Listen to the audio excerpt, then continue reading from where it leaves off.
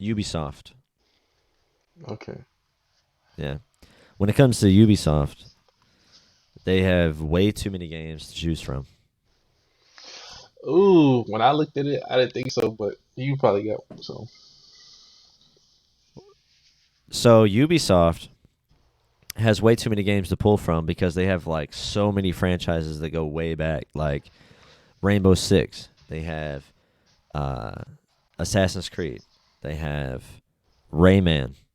They have Prince of Persia, Splinter Cell. They have Ghost Recon. There's clearly some things that I'm saying that I can't remember right now.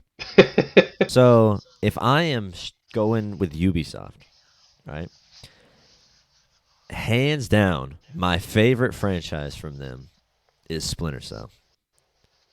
Dominates the list. Like, I have a really soft spot for Assassin's Creed 1 and Assassin's Creed 2. And if I was going to the Assassin's Creed franchise like specifically, it would be Assassin's Creed 2 that destroys any other of the games, and then Assassin's Creed 1 is close second. Everything else falls way off. dang. And if I am talking about Rainbow Six, Rainbow Six Siege, very good. Big shout out to Rainbow Six Las Vegas. They came out in like 2007 or something like that. Very good. But Splinter Cell kills, literally sneaks through the shadows with three green lights and back like rear naked chokes Altair and Yeah. destroys Ezio Auditore da Firenze. Dang. Uh, Sam Fisher is one of the coolest fucking characters as far as like special ops character that you can name. And he's got like witty banter. He's funny. He's a badass. Calm under pressure. Yeah. And the overall stories and the gameplay is amazing in my opinion. Like that had another level of realism that was very cool. Like when I played Double Agent, which was the first game that I played on PS2, I was like, wow, this is okay. So when you think about Infamous, and you know how like you can make the good choice or the bad choice, Yeah. this was the first game that I experienced choices with like that. The games that I was playing around the time were like the Jack and Dexter's Jack 2, where you're experiencing the story and it's kind of an open world game, or GTA Vice City, where you're doing crazy stuff and you get to choose what you want to do, Yeah. but it's not impacting the story. Double Agent was the first game where every time you did something, it had an effect on the gameplay. And I knew that from playing through the game one time versus playing through the game the second time, because I like very key moments. I think it was like the first level or the second level. You go to jail, and the reason you go to jail is so you can become friends with this. I forgot what the name of the enemy faction was, but you become friends with a guy that works for the bad guy. I forgot his name. Yeah. And at the very beginning, Lambert is your kind of go to. Like he's the one who gives you missions from third echelon or third echelon. He's like, hey, there's a guy in there. We need to get information from him. Don't kill him. But then the other guy, the bad guy, is like, kill him. So you're like wrestling with him and you're holding him, and you get to make the choice. Like, do I kill the guy or do I spare the guy? Yeah. And the first time, I was like, man, I'm really trying to get in with this guy. I mean, I can easily, if I infiltrate them, that's how I was thinking as like a fucking 10-year-old. I was like, all right, if I kill this guy, I'll be able to infiltrate the bad guys a little bit more easily, and I'll be able to get the information that I'm looking for from them. So I kill the guy. Lambert's like, what the hell? What the hell, Sam? Yeah. But the very next like sequence, we break out. I break out of my cell. I go over to the other guy's cell, break him out. We kill a guard, and he takes the gun, and he's like, Sam, take this gun. I want you to have it. We're going to need it to get out of here. You take it. And I was like, all right, cool. So I go through the mission, have the gun. And when I played through it the second time, I got to the same thing. I was like, all right, so I killed the guy last time. I'm gonna save him this time. So I spare Yeah. his life. Very next sequence, I break out of my cell, go into his cell. He comes up, and we kill the guard again. He has the gun, and Sam goes, "Here, let me take that gun." Like the dialogue's changed, and then Yeah. he's like, "Oh, dude, no way. The way you spared that guy's life, like, I don't know if that would be a good idea. I'll hold on to it." Yeah. And I was like, "Oh shit! Now I got to play this whole level with no gun. Like, I gotta." Dang. It made it harder, you know. And Yeah.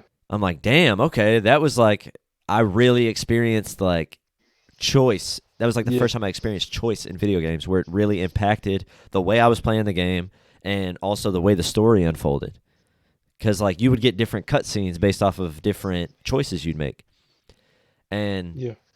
me personally, Splinter Cell Double Agent was top tier. Even though I only played the PS2 version, where the PS3 Yeah. version, I did found out years later, the PS3 version had um, other levels that the PS2 version didn't have.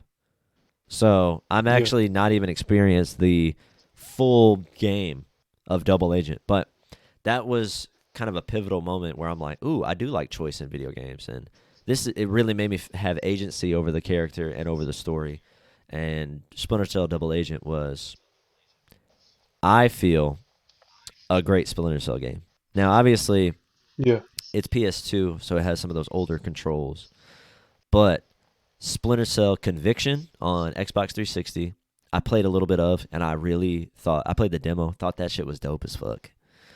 And Yeah.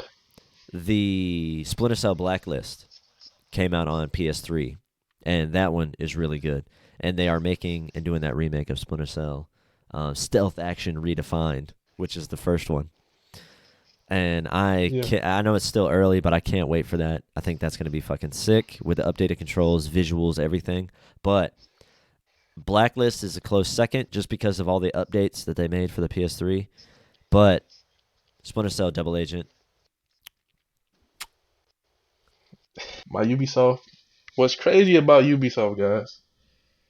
A lot of the games, even though shout out to the people for reaching out to me on a particular game that I'm gonna mention. But as far as Ubisoft, I wasn't a fan of really none of their games. Like Assassin's Creed, never got into. Tom Clancy was probably kind of cool, but I never really owned them. Like I said, everything I played from Ubisoft was pretty much a demo or was rented, yeah. except for one game. So I'm gonna have to go with Riders Republic. And I know God it's kind of damn, like that I recent? yeah I know, dude, but it's like the free roam, the graphics, um,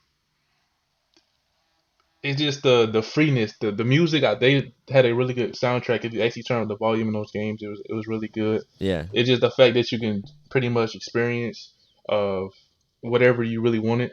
I feel like they could have did better in the game. I actually literally took the whole 30-minute survey or whatever it was when they actually sent it to my email. I told them what they could have did, like the customization. They could have been way better. I feel like the best stuff you had to buy, and I'm glad I got the product stuff for free pretty much. But other than that, they needed to work on that customization. That was the only thing that it lacked. They needed to do more free mode stuff. But out of everything, Riders Republic, BMX, flighting with the air suit, the snowboarding, the skiing, all of that, going through different scenery like the what was it, grass, the mountains, the canyons, the snow. I really enjoyed it, and I appreciate y'all for buying the game because I think I brought it up, and you was like, "Oh shoot, this is nice." Yeah.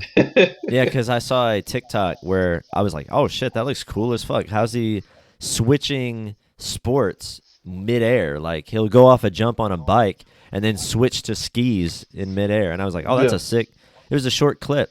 And then you mentioned Descenders and Riders Republic. And I was like, oh, that's the fucking video I saw. It was very cool. And I was thinking about it the other day. Like when we went skiing and came back, I was like, yeah. damn, I want to get on Riders Republic again. I still got it on the PS5. And I still have it as my um Did you play the background. PS5 version or no? Uh yeah, I did. I played it for like for 45 seconds. Riders Republic, excellent pick. Excellent pick. Uh, So yeah, so that's pretty much me. I never been a huge fan, but shout out to Rayman. Like I said, Rayman was cool. I like Rayman 3D. A lot of people don't like that, but Rayman 3D, I like Rayman 3D because it was. I like 3D more than the like the side thing. I don't like that. I didn't like Rayman Legend, none of that. I don't like that. But as far as like an open world 3D, you had to move around. It was cool. I like the corniness of it. But Rise Republic, I like the realness and the freeness of it. So yeah, maybe whenever they make another one, I feel like it's probably going to be one of the best games if they ever do that.